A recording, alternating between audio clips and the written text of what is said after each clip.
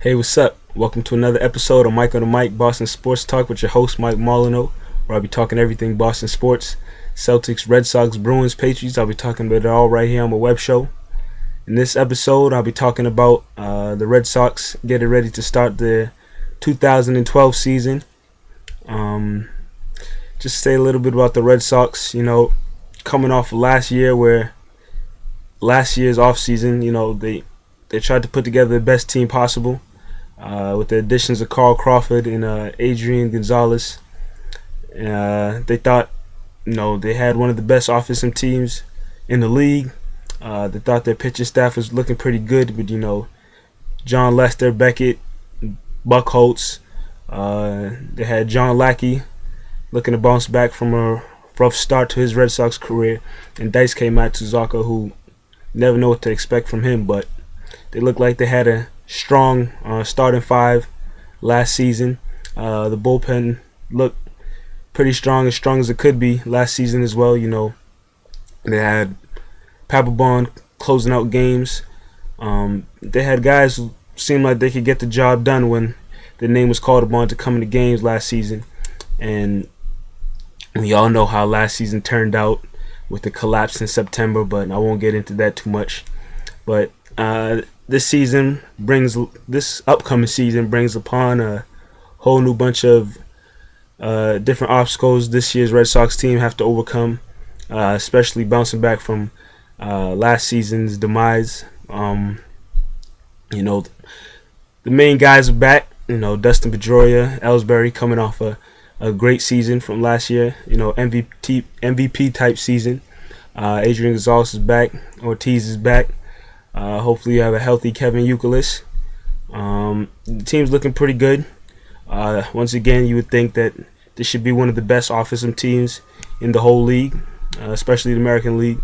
The starting five for this year: Josh Beckett, John Lester. You look to those two guys to really hold down the starting pitching rotation. Buck Holtz, he was injured a lot last season, but we've seen what he could do when he's healthy, and he could be a top pitcher in the rotation right next to Lester and Beckett. So we're expecting a lot from him.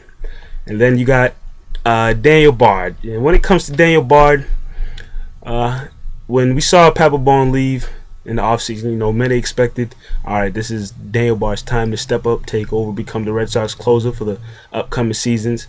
And many people were shocked to hear that the fact that he came into the spring training preparing to be a starting pitcher. It definitely took me off guard, and I was definitely expecting to see him, take over the closer role with Papelbon gone.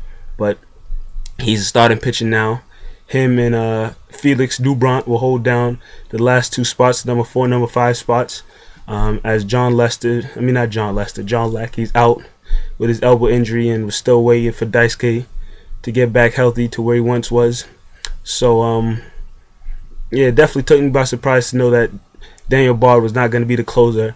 But, I don't make the rules. I don't make the decisions.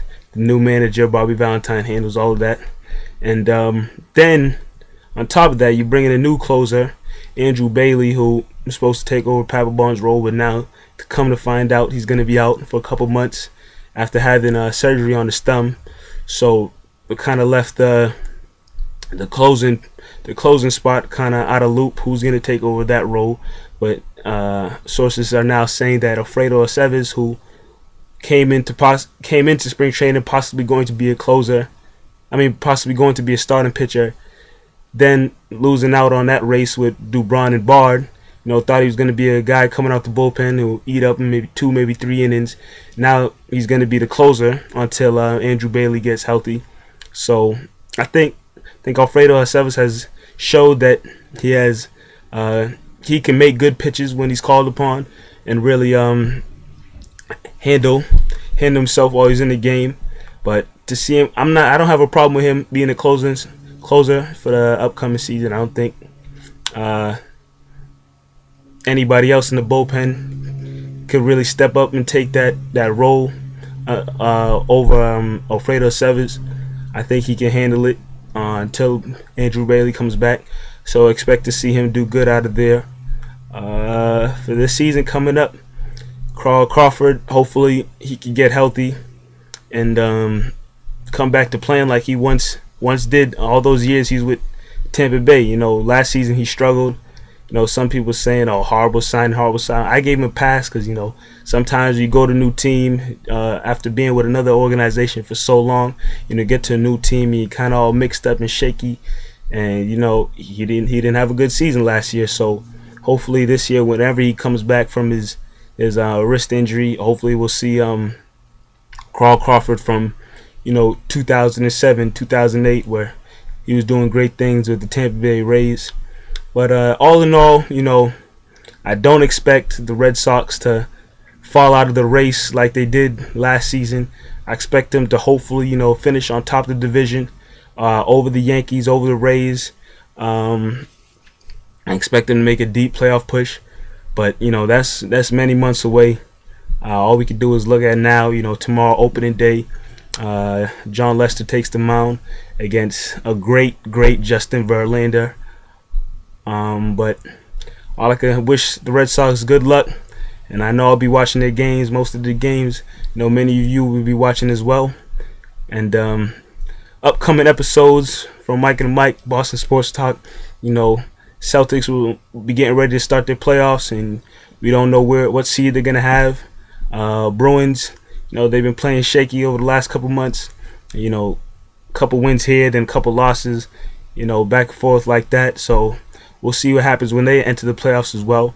And then, Patriots NFL draft coming up. So we'll see where they'll be focusing in on, what positions they want to key in on, and see what they need to improve. But I'll look forward to coming in with more episodes and sharing my thoughts and insights and my takes with you guys. So thanks for watching and keep watching.